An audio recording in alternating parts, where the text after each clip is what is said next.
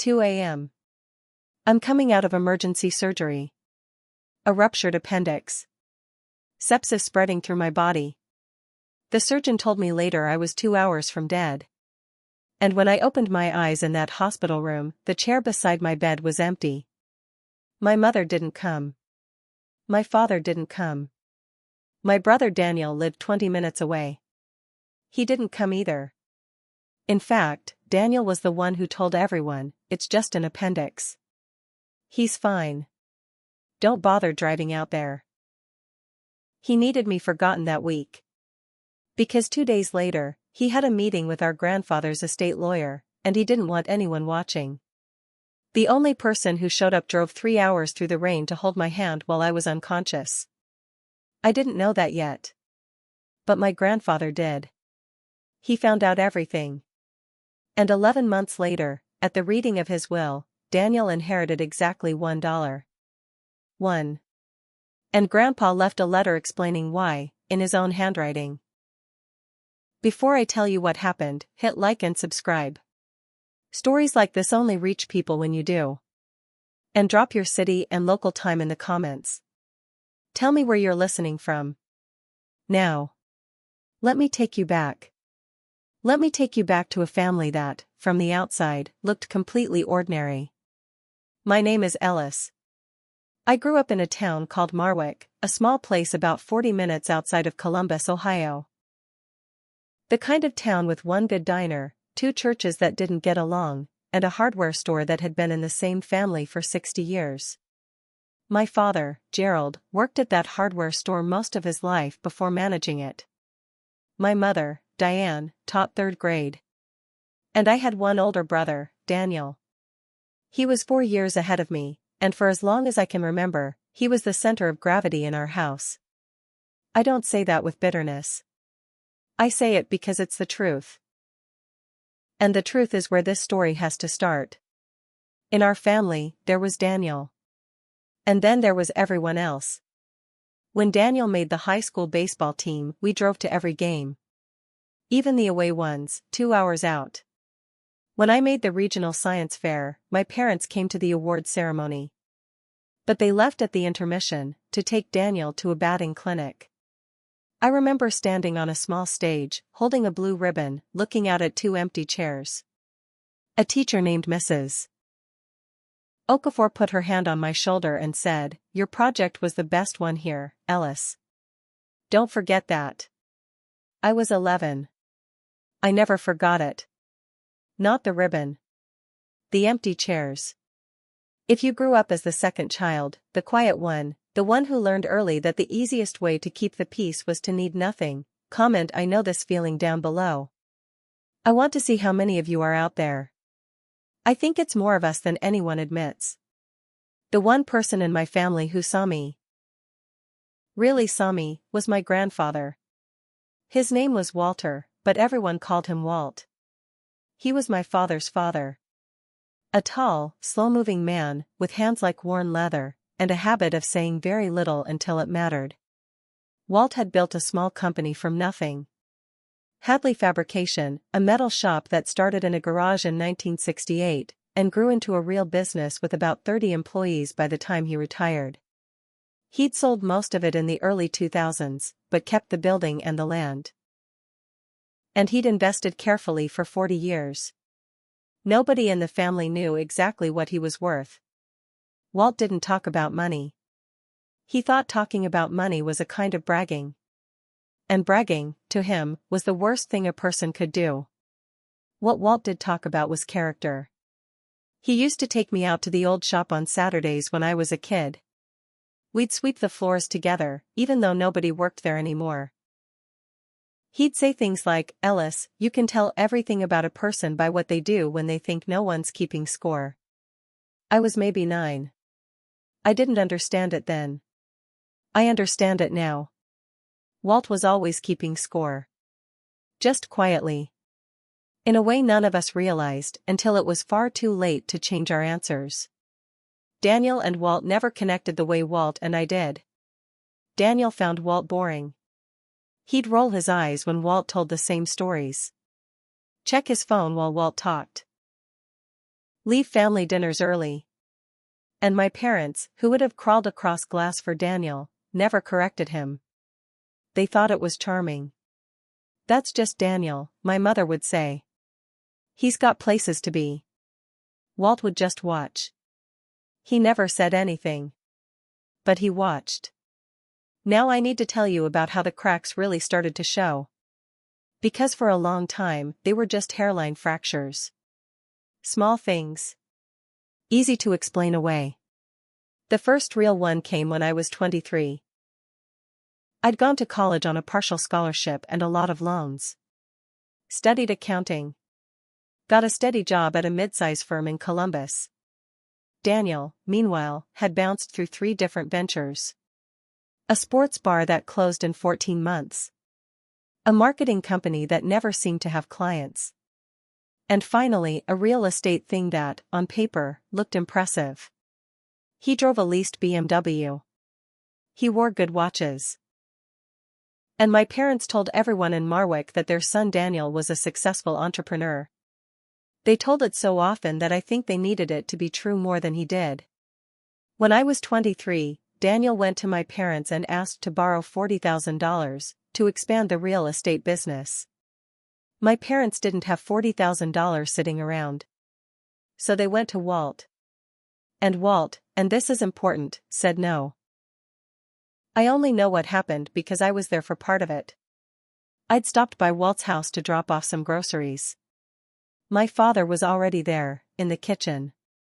His voice low and tight. He was asking Walt to reconsider.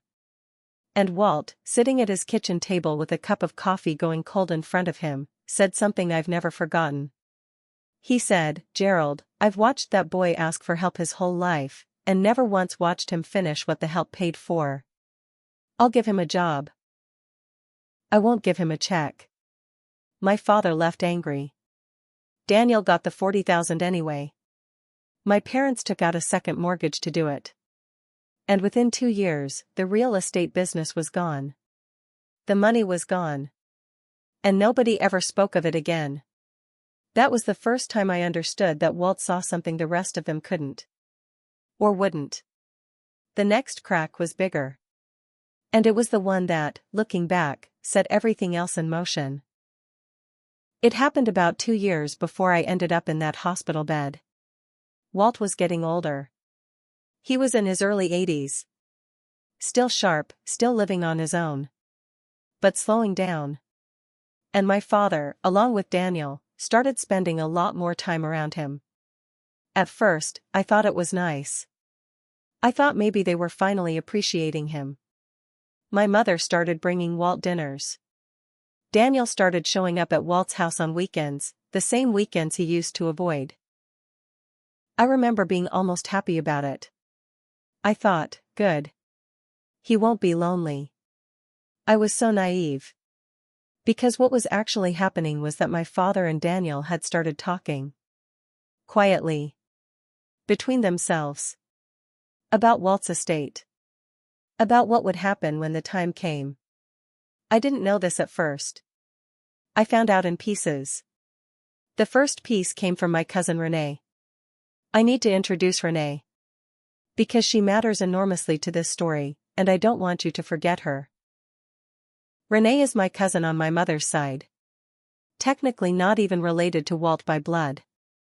Her mother, my Aunt Carol, had passed away when Renee was 19. And Renee had sort of drifted around the edges of our family ever since. Never quite belonging. Never quite excluded. She was a nurse. She lived up in Cleveland, about 3 hours north. And she was, without question, the kindest person in our entire extended family. She remembered birthdays. She called Walt every Sunday, just to talk, even though he wasn't her grandfather. She had no reason to. She just did. Renee called me one evening. And her voice was careful, in a way that told me something was wrong before she even said it. She said, "Ellis, I don't want to start anything. But I overheard something at Easter that's been bothering me." At Easter dinner, she'd gone to the kitchen for more napkins. And she'd heard my father and Daniel in the garage. Daniel was saying that he'd been working on Grandpa. That he thought he could get Walt to redo things, so the business property and the bulk of the estate went to Daniel. Since Daniel was the one who could actually do something with it. And my father had agreed. He'd said, and Renee remembered this word for word, Ellis is fine. He's got his little accounting job. He doesn't need it. His little accounting job. I want to tell you I was shocked. I wasn't. Not really. What I felt was something colder and quieter than shock. It was the feeling of finally seeing the shape of something you'd sensed your whole life, but never been able to name. They had already divided me out of the family. Not with cruelty. With arithmetic. Ellis is fine. Ellis doesn't need it. As if my whole life could be reduced to a calculation about who deserved what. If you've ever been the person your family decided was fine. The one who didn't get checked on, because you never complained, comment the word fine down below. Sometimes I think that word has done more quiet damage to more people than any insult ever could. I didn't confront them. I want to be honest with you about that. Because I think a lot of stories like this have a moment where the narrator stands up and makes a big speech. And I never did. I'm not built that way. And honestly, I didn't think it would change anything. What I did instead was the thing Walt taught me. I kept quiet. And I kept score. But here's what I didn't know. What nobody knew. Walt was keeping score too. And he was much, much better at it than I was. About 4 months after Renee's phone call, Walt asked me to come out to the old shop. Just the two of us. Like when I was a kid. It was a cold Saturday in November. We swept the floor that didn't need sweeping. And then he sat down on an overturned bucket. Which is how I knew he had something to say. Because Walt never sat unless it was important. He said, Ellis, I'm going to ask you something. And I want you to think before you answer. If I asked you to handle my affairs after I'm gone, to be the one who makes sure everything I built goes where it's supposed to go, could you do that? I didn't understand what he was really asking. I thought he meant something small. I said, of course, Grandpa. Whatever you need. And he looked at me for a long time. With those pale gray eyes that didn't miss anything. And he said, I know what they're planning. I'm not deaf, and I'm not stupid. They think because I'm old, I've stopped paying attention. He let that sit. Then he said, I've made some changes. I've made them with a lawyer. A good one. Not the family one. And I need you to promise me you won't say a word about it to anyone. Not your mother. Not your father. Not Daniel. Not anyone. Can you promise me that? I promised him. And I kept that promise for over a year. Even when keeping it cost me more than I ever imagined it would.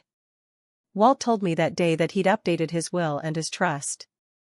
And that he'd named me as the executor of his estate. He didn't tell me the details. He didn't tell me the numbers. He just told me where the documents were. In a fireproof box, in the back of his bedroom closet. And a copy with his attorney. A man named Frank Delgado, in Columbus. He made me repeat the name back to him. Frank Delgado. He said, if anything happens to me, you call Frank before you call anyone else. Even before you call your father. Especially before you call your father. I drove home that day with a strange weight in my chest. Part of me felt honored. Part of me felt like I'd been handed a live wire, and told not to let go. Now I want to fast forward to the part you've been waiting for. The part in the title. Because everything I've told you was the slow build. And now comes the night that changed everything. It was a Tuesday, in late September. I was at work, at my desk, when the pain started. I thought it was something I'd eaten. By lunch, I could barely stand. By 2 in the afternoon, a coworker named Priya took one look at me, gray-faced, sweating, doubled over, and said, Ellis, I'm taking you to the ER. Don't argue. I didn't have the strength to argue. At the hospital, things moved fast. Ruptured appendix. Sepsis setting in. They prepped me for emergency surgery within the hour. And somewhere in all of that, while I still could, I called my mother. I was scared. I'll admit that. When you think you might be dying, the wiring in your brain reaches for your parents. Whether they've earned it or not. I got her voicemail. I left a message. I said, "Mom, it's Alice. I'm at Riverside. They're taking me into surgery for my appendix. It's serious. Please come." Then they took my phone. And they took me back. And the lights of the operating room are the last thing I remember before the dark. The surgery took 4 hours. There were complications with the infection. When I came out, groggy, full of tubes, somewhere past midnight, I asked the nurse if my family was there. She checked. She came back, and she said, gently, "There's no one in the waiting room for you right now, hon, but we'll let you know." No one. Now here's what I pieced together later. And I want to walk you through it the way I eventually understood it. Because the details matter. My mother got my voicemail. She did. She listened to it. But by the time she heard it, it was around 4 in the afternoon. And she called my father. And my father called Daniel. And the three of them had a conversation I would learn about much later. In which Daniel said the thing that I think I will carry with me for the rest of my life. Daniel said, "It's an appendix, Mom. People get their appendix out all the time. He'll be fine. It's not like it's a big deal. Don't drive all the way out there and sit in a waiting room all night for nothing. It's not like it's a big deal." And my mother, who would have slept in a hospital parking lot for a week if it had been Daniel, listened to her favorite child. And she didn't come. My father didn't come. And Daniel had a reason for not wanting anyone focused on me that night. Though I wouldn't understand it for almost a year. Because that same week, Daniel had scheduled a meeting. With Walt. About the estate. He'd been working for months to get Walt to sit down with the family lawyer, the one Walt had pointedly stopped using, to simplify things. And the appointment was for that Thursday. 2 days after my surgery. The last thing Daniel wanted was the family rallying around me, the forgotten brother, in a hospital. He wanted everyone's attention exactly where it had always been. On him. So he made sure my emergency stayed small. "It's not a big deal. Don't go." He didn't just fail to show up. He talked the rest of them out of showing up. But someone did come. Around 6 in the morning, after a night I spent drifting in and out of consciousness alone, I woke up. And there was a figure asleep in the chair beside my bed. Curled under a thin hospital blanket. Still in scrubs. It was Renee. My cousin. The one who wasn't even related to Walt by blood. The one nobody ever made a fuss over. Here's what had happened. Renee, up in Cleveland, had called the house Tuesday evening, to ask my mother something unrelated. And my mother had mentioned, almost in passing, "Oh, Ellis is having his appendix out. He's fine." And Renee, being a nurse, asked the right questions. How long had the pain gone on? Was there a fever? When my mother described it, Renee's stomach dropped. She knew. She said, "Diane, that's not a routine appendectomy. That's a rupture. He could be septic." And my mother said something like, "Daniel says he's fine." And Renee hung up the phone. Got in her car. And drove 3 hours through rain, to a hospital, to sit beside a cousin she barely saw. Because she was the only one who understood that fine can be a lie people tell themselves, to avoid being inconvenienced. She held my hand that night. She talked to the nurses. She made sure I was being monitored properly. And in the morning, when I opened my eyes and saw her there, exhausted, still in her work clothes, the first thing I felt wasn't anger at the people who hadn't come. It was a love so sharp it almost hurt. For the one who had. But there was someone else who found out what happened that night. And his reaction would change everything. Walt found out from Renee. She called him Wednesday morning, from the hospital cafeteria. Half because she thought he'd want to know. And half because she was furious, and needed to tell someone she trusted. She told him everything. That I'd been septic. That I'd nearly died. That I'd called my mother, and no one had come. That Daniel had said it wasn't a big deal. And Walt listened. The way Walt always listened. In silence. And then he said, "Thank you for telling me, Renee. And thank you for being there." And he hung up. What Walt did next, I only learned about after he was gone. That same Wednesday, an 83-year-old man got in his old truck and drove to Riverside Hospital. He didn't tell anyone. He came up to my room while I was sedated and sleeping. And he sat with me for a while. Renee was there. She's the one who told me. She said. Walt sat in the chair. Held my hand for a long time. And didn't say much. Then, before he left, he said to Renee, quietly, "I've seen enough. I know now who's who in this family." And he drove home. I want to pause here. Because I think this is the emotional center of the whole story. And I don't want to rush past it. There's a version of life where the people who are supposed to love you show up. And you never have to find out who really would. Most of us live our whole lives without ever taking that test. I took it. Lying unconscious in a hospital bed. And the results came back. And they were brutal. And they were clear. The people who shared my blood and my last name decided I wasn't worth a 3-hour drive. And a cousin who owed me nothing, and an old man in his 80s, decided I was worth everything. If anyone has ever shown up for you, when the people who were supposed to didn't, go to the comments right now, and tell me about them. Say their name. I think people like that deserve to be named out loud. Renee. Walt. Say yours. I recovered.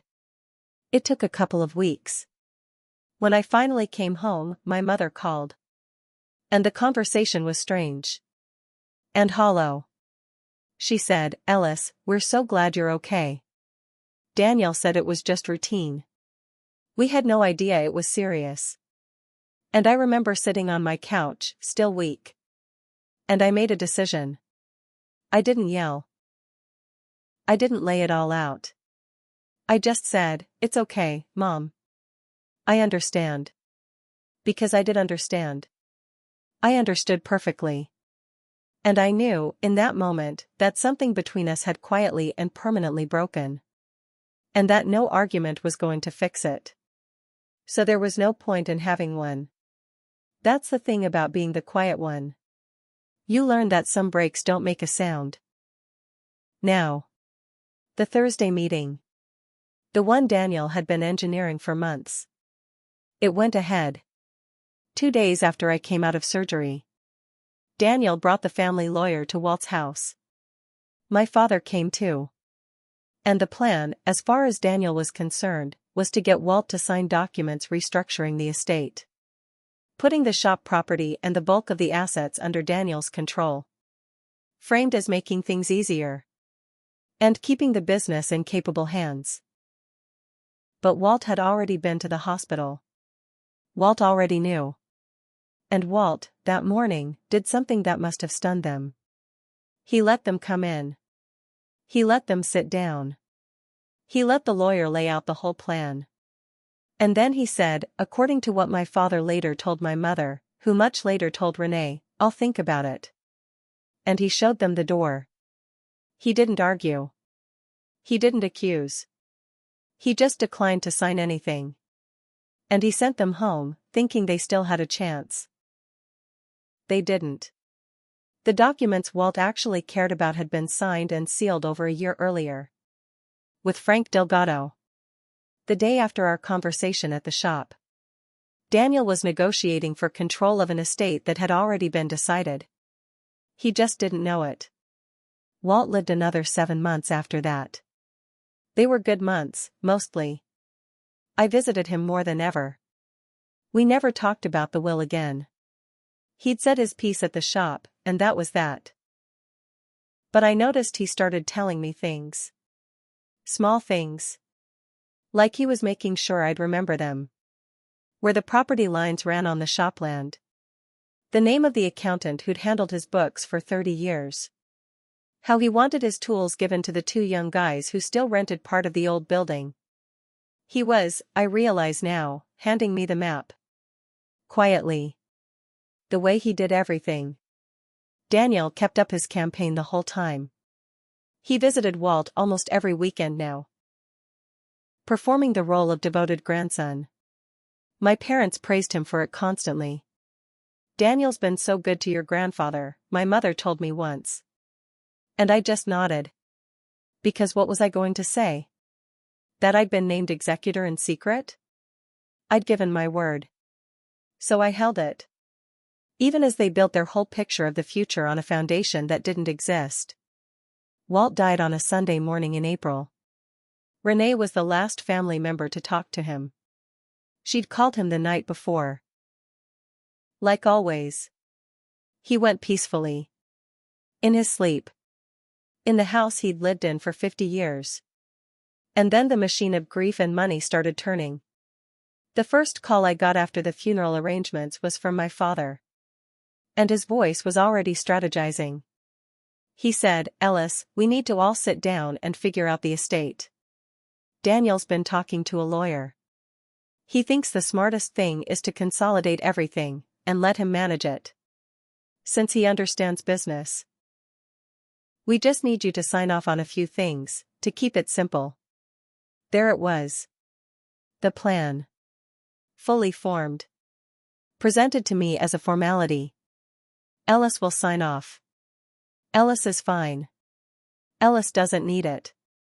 I said, "Sure, Dad. Let's all sit down." And then I called Frank Delgado. Frank Delgado's office was on the 4th floor of a brick building in downtown Columbus. And I'll never forget the first real meeting I had with him after Walt passed. He was a precise, unhurried man. Maybe 60. With reading glasses he kept pushing up his nose. He'd handled Walt's affairs for the last few years of his life. And he had clearly admired him.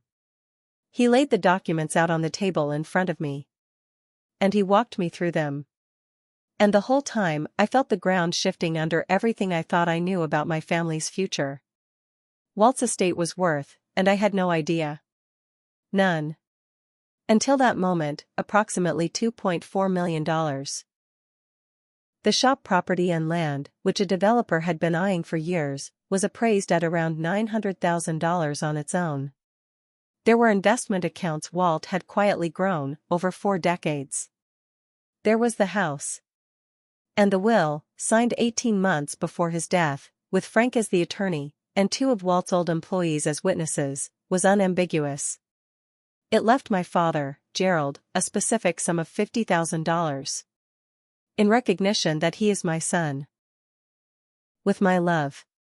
And with my hope that he will one day understand the difference between a child you raise, and a child you favor. It left my brother, Daniel, the sum of $1. $1. And the will specified the reason. In plain language. I leave my grandson Daniel the sum of $1. Not out of cruelty. But so that it can never be said I forgot him. I have watched him take, and call it ambition.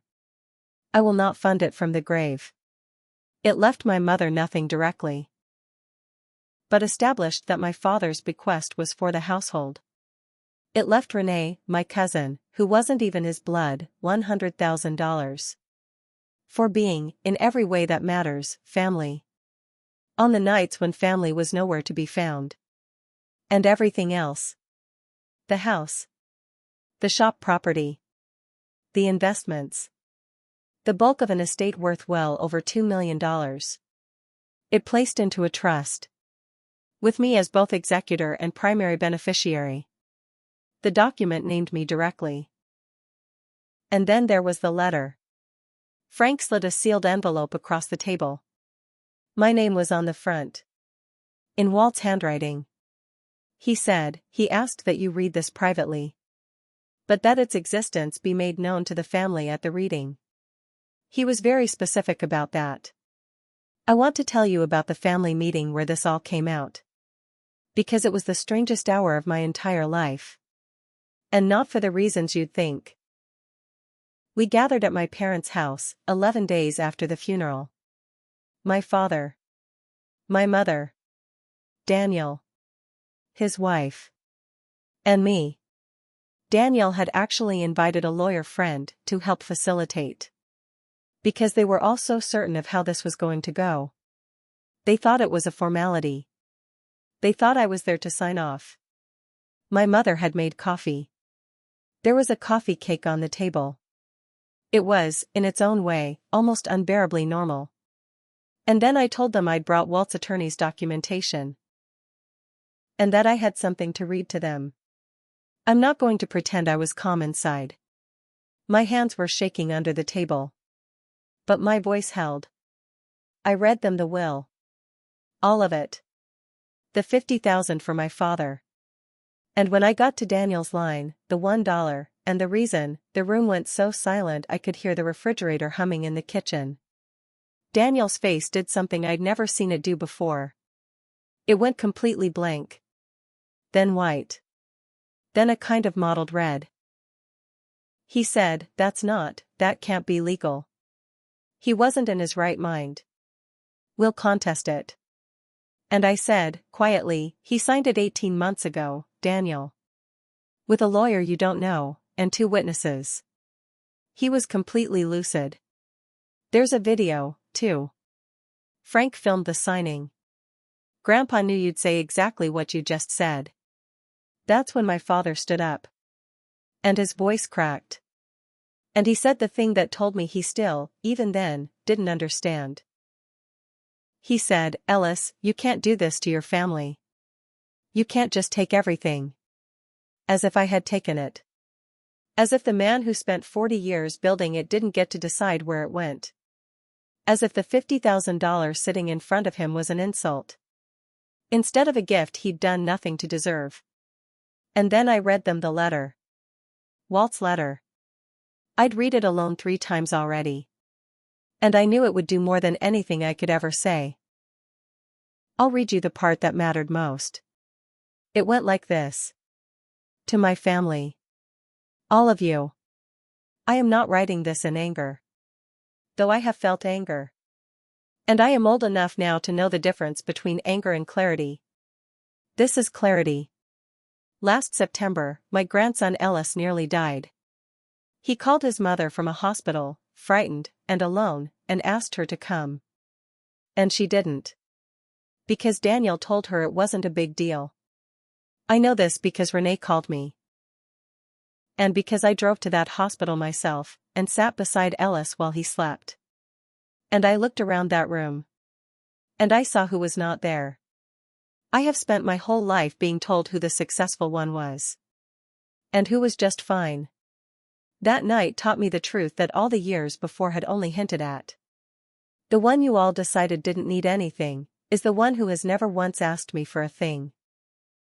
And the one you all decided deserved everything, has never once given anything he wasn't repaid for twice. I am not leaving my estate to Ellis to punish the rest of you. I am leaving it to him because, when I take the full measure of this family, he and Renee are the only 2 who, when they thought no one was keeping score, did the right thing anyway. I was always keeping score. I'm sorry it had to be this way. I loved you all. I just couldn't reward what I watched you become. Walt. When I finished reading, no one spoke. My mother was crying. Though even then, I couldn't fully tell if it was grief. Or shame.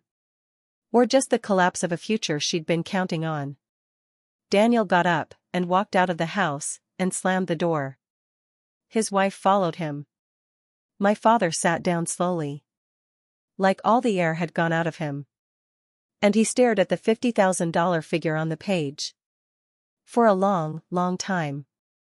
And here's the part one most want you to understand. Because it's the part I'm proudest of. I didn't gloat. I didn't make a speech about all the years of empty chairs. I didn't say, now you know how it feels. I had every right to. I dreamed, honestly, of saying things like that. But when the moment came, I looked at my father. Diminished. Confused. Suddenly old. And I felt no urge to win out loud. I'd already won. The winning was in the document, and the truth. Not in anything I could shout across a coffee cake. So I did the quiet thing. I told my father that the $50,000 was his. Free and clear. No strings. And that I hoped it helped with the second mortgage they'd taken out for Daniel all those years ago. The one I knew they were still paying. His head came up when I said that. He hadn't known that I knew. I told my mother that the house was part of the trust now. But that she and Dad could continue living in their own home. That I had no intention of disturbing them. That Walt wouldn't have wanted that. And neither did I. I told them I'd handle every detail of the estate myself. At no cost. So none of it would be a burden on them. And then I did something I'd thought about for a long time. I told them that I was setting aside a portion of the trust as a fund. A real fund. With Frank administering it. For Renee. Not just the $100,000 Walt had left her. More. Because Renee was a nurse drowning in student loans. Driving a 14-year-old car. And she was the one who showed up. I paid off every dollar of her debt. I bought her a reliable car. And I set up an account so that if she ever wanted to go back to school to become a nurse practitioner, which she'd always dreamed of, it was already paid for. I didn't tell the family I was doing it to make a point. I told Renee. In private. In her own kitchen. And she cried. And I cried. And she kept saying, I didn't do it for this. I didn't do it for this. And I kept saying, I know. That's exactly why. The shop property, the $900,000 parcel the developer wanted, I didn't sell. Walt wouldn't have wanted it turned into a parking lot. Instead, I cleaned it up. Kept the two young guys who rented part of it. And turned it into a small working space for local tradespeople. And a free Saturday workshop for kids. The way Walt used to take me out there. There's a sign over the door now. It just says Hadley. Walt's name. I sweep that floor every Saturday morning. Even though it doesn't need it. Especially because it doesn't need it. You can tell everything about a person by what they do when they think no one's keeping score. Now, I want to be honest with you about how things ended with the family. Because I don't believe in fairy tale endings. And I don't think you do either. Daniel and I don't speak. He tried, for a while, to contest the will. He hired a lawyer. But Walt and Frank had built it like a fortress. The video. The witnesses. The medical documentation that Walt had been sharp as a tack. The 18-month gap that made any undue influence claim absurd, since I hadn't even known the contents. The lawyer told Daniel he had no case. And would only waste money he no longer had. Daniel eventually stopped. Last I heard, he'd moved to Arizona. And was starting some new venture. I wish him well. In the abstract way you wish well for a stranger. My parents and I have a careful, quiet relationship now. We talk on holidays. My father, to his small credit, said something to me about a year after the funeral. That I think was the closest he could come to an apology. He said, I think your grandfather saw things more clearly than I did. That was it. That was the whole apology. And I took it. Because at a certain point, you have to decide whether you want to be right, or whether you want to be free. And I chose free. Renee is now a nurse practitioner. She finished her program last spring. She comes to the Saturday workshop sometimes, and teaches the kids basic first aid. She's the closest thing to a sister I'll ever have. And it turns out, we were never related by blood at all. which tells you everything you need to know about what blood is actually worth. So here's the lesson I've carried out of all of this. And then I have a question for you. For most of my life, I believed that if I just needed less, asked for less, complained less, then eventually, the people who were supposed to love me would notice me and choose me. I thought love was something you earned by being easy. And what I learned, lying in a hospital bed that nobody came to, is that you can't make someone show up for you by making yourself small. The people who would have come, came. The people who wouldn't, didn't. And no amount of me being fine was ever going to change which group anyone belonged to. Walt understood that. He spent his whole life watching. Quietly. Refusing to be fooled by the labels everyone else accepted. And in the end, the inheritance was almost beside the point. The real gift Walt left me wasn't the money. It was the proof. The proof that I'd seen my family clearly all along. That I wasn't crazy. And that the quiet ones. The ones who show up, the ones who do the right thing when no one's keeping score, get seen too. Eventually. By someone who matters. The dollar he left Daniel was never about money either. It was a message. Written in the only language that family had ever respected. And it said, I saw you. I saw all of it. And I was keeping score the whole time. So here's my question for you. And I really do want you to answer it in the comments. If your family was tested the way mine was. If you nearly disappeared, and only the truly faithful showed up, who would be sitting in that chair beside your bed, at 6 in the morning? Picture them. Now go tell them what they mean to you. Don't wait for a hospital to find out who they are. If this story moved you, if any part of it felt like your life, do me a favor, and hit subscribe. Because I tell stories like this every week. True to life stories about family. Betrayal. Quiet justice. And the people who show up when it counts. Like this video, so it reaches someone who needs to hear it tonight. And tell me in the comments, who's your Renee? Who's your Walt? Say their name out loud. I'll see you in the next one.